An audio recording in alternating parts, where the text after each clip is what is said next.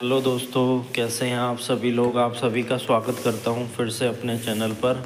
Guys, आज हम इस वीडियो में ट्रांसफ़र ऑफ प्रॉपर्टी एक्ट से रिलेटेड इम्पोर्टेंट एमसीक्यू क्वेश्चंस को कवर करेंगे इस वीडियो में, जो आपके AIP20 के एग्ज़ाम के लिए होने वाली है।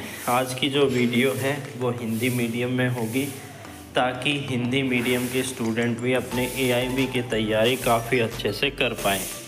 तो सबसे पहला क्वेश्चन क्या है कि संपत्ति का अंतरण को हम कहते हैं ट्रांसफ़र का क्या अर्थ है। संपत्ति को बेचना, संपत्ति को स्थानांतरित करना, एक जीवित व्यक्ति से दूसरे को संपत्ति का अधिकार बनाना, या उपरोक्त सभी। तो संपत्ति के अंतरण या ट्रांसफ़र ऑफ प्रॉपर्टी का मतलब होता है संपत्ति को स्थानांतरित करना एक जीवित व्यक्ति से दूसरे को। धारा 5 इससे डील करती है, सेक्शन नंबर 5 इससे डील करती है। सेक्शन नंबर 5 के अनुसार संपत्ति का अंतरण एक जीवित व्यक्ति के द्वारा दूसरे जीवित व्यक्ति को किया जाता है, जिसका अर्थ होता है संपत्ति को हस्तांतरित करना, यानी कि संपत्ति को ट्रांसफ़र करना। बात करें अगले क्वेश्चन के बारे में कि ट्रांसफ़र ऑफ प्रॉपर्टी एक्ट कब लागू किया गया था। 1882 के अंदर ये लागू किया गया था। ट्रांसफ़र ऑफ प्रॉपर्टी एक्ट 1 जुलाई 1882 से भारत में लागू हुआ था, और यह भारत में अचल संपत्ति के अंतरण से संबंधित मुख्य कानून है। अचल संपत्ति यानी कि जो कि मूवेबल प्रॉपर्टी नहीं है, यानी कि इमूवेबल प्रॉपर्टी है, उससे रिलेट करता है। और ये कब फोर्स में आया था? 1 जुलाई 1882 को ये लागू हुआ था। बात करें अगले क्वेश्चन के बारे में, ट्रांसफ़र ऑफ प्रॉपर्टी एक्ट किस प्रकार की संपत्ति पर लागू होता है? केवल चल संपत्ति, केवल अचल संपत्ति, केवल व्यक्तिगत संपत्ति, केवल सरकारी संपत्ति। जैसा कि अभी हमने डिस्कस किया, यह संबंधित है अचल संपत्ति से। यह केवल अचल संपत्ति से यानी मूवेबल प्रॉपर्टी, इमूवेबल प्रॉपर्टी से संबंधित है। यह अधिनियम मुख्य रूप से इमूवेबल प्रॉपर्टी के अंतरण यानी ट्रांसफ़र से संबंधित है। बात करें अगले क्वेश्चन के बारे में, निम्नलिखित में से कौन सा एक अचल संपत्ति की श्रेणी में नहीं आता है, यानी कि किसे हम इमूवेबल प्रॉपर्टी नहीं कहेंगे इन सभी में से? भूमि, जिसे हम लैंड कहते हैं, भवन कोई जगह हो गई, पेड़, और मोबाइल फ़ोन। तो मोबाइल फ़ोन जिसे हम उठाकर एक जगह से दूसरे जगह पर लेकर जा सकते हैं, लेकिन यहाँ पर पेड़ भी इमूवेबल प्रॉपर्टी हो सकती है अगर उसे काटा जाए और फिर उसे लेकर जाया जाए। लेकिन इन ऑप्शंस के अनुसार अभी जो है मोबाइल फ़ोन बिल्कुल सटीक सही जवाब है।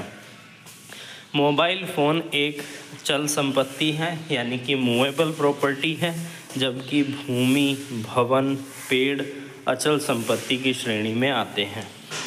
बात करें अगले क्वेश्चन के बारे में कि अगला क्वेश्चन है विक्रय को किस धारा में परिभाषित किया गया है? विक्रय यानी सेल। तो धारा नंबर 54 है जो कि विक्रय से डील करती है, जो कि सेल से संबंधित है। धारा 54 में सेल को परिभाषित किया गया है। यह एक ऐसा ट्रांसफ़र है या अंतरण है जिसे मूल्य के बदलने में अचल संपत्ति की स्वामित्व को पूरी तरीके से स्थानांतरित किया जा सकता है। यानी कि क्या कह रहा है कि जो मूल्य है एक निर्धारित मूल्य किया जाता है, जिस बेसिस पर जो प्रॉपर्टी होती है उसे ट्रांसफ़र किया जाता है। बात करें अगले क्वेश्चन के बारे में, एक्शनेबल क्लेम का क्या अर्थ है? चल संपत्ति है, भविष्य में मिलने वाला धन है, न्यायालय में दावा किया जा सकने वाला अधिकार है, या उपरोक्त सभी है। एक्शनेबल क्लेम, जैसे कि हमें वर्ड से ही पढ़कर पता चल रहा है कि इसके लिए हम क्लेम करने वाले हैं, किसी काम को कराने के लिए क्लेम करने वाले हैं। तो न्यायालय में दावा किया जा सकने वाला अधिकार को हम एक्शनेबल क्लेम कहते हैं।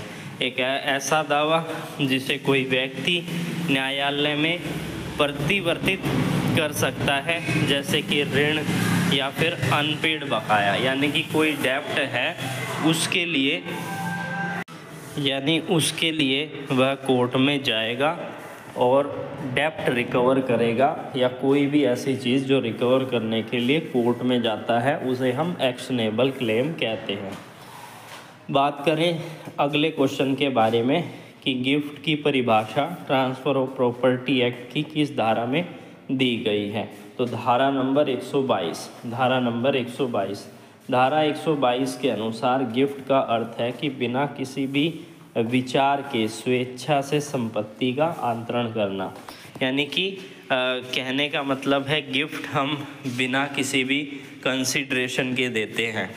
कंसिडरेशन यानी कि कोई मूल्य हो गया, उसके बिना दिया गया, यानी कि उसके बदले हम कोई मूल्य नहीं लेते। जैसे गिफ्ट में किसी चीज़ कोई सामान हम दे रहे हैं तो उसके बदले हम पैसा नहीं लेंगे, बिना पैसे के दिया गया मूल्य गिफ्ट होता है। और यह गिफ्ट जो है स्वेच्छा से यानी कि वॉलंटरली किया जाता है।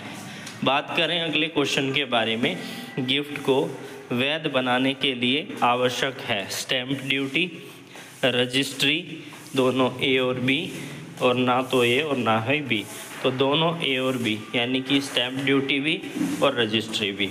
गिफ्ट डीड की वैधता के लिए इसे स्टैम्प पेपर पर बनाना और रजिस्टर्ड करवाना अनिवार्य होता है, विशेष रूप से जो इमूवेबल प्रॉपर्टी होती है उसके मामले में। यानी कि कोई इमूवेबल प्रॉपर्टी, कोई लैंड दी जा रही है तो उसे रजिस्टर्ड भी कराना ज़रूरी है, नहीं तो वो चैलेंज नहीं हो पाएगा। बात करें अगले क्वेश्चन के बारे में, कौन सी धारा बताती है कि स्थानांतरणकर्ता यानी कि जो ट्रांसफ़र कर रहा है उसके पास संपत्ति यानी प्रॉपर्टी का अधिकार होना चाहिए। धारा 7 कहती है केवल वही व्यक्ति संपत्ति को ट्रांसफ़र कर सकता है जिसे संपत्ति में अधिकार हो या जिसे अंतरण का अधिकार वैध रूप से मिला हो।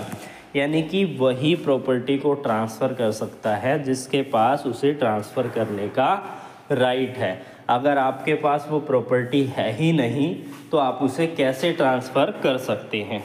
बात करें अगले क्वेश्चन के बारे में, डॉक्ट्रिन ऑफ लेस पेंडेंस किस धारा में वर्णित है। यानी कि डॉक्ट्रिन ऑफ लेस पेंडेंस किस धारा में वर्णित है।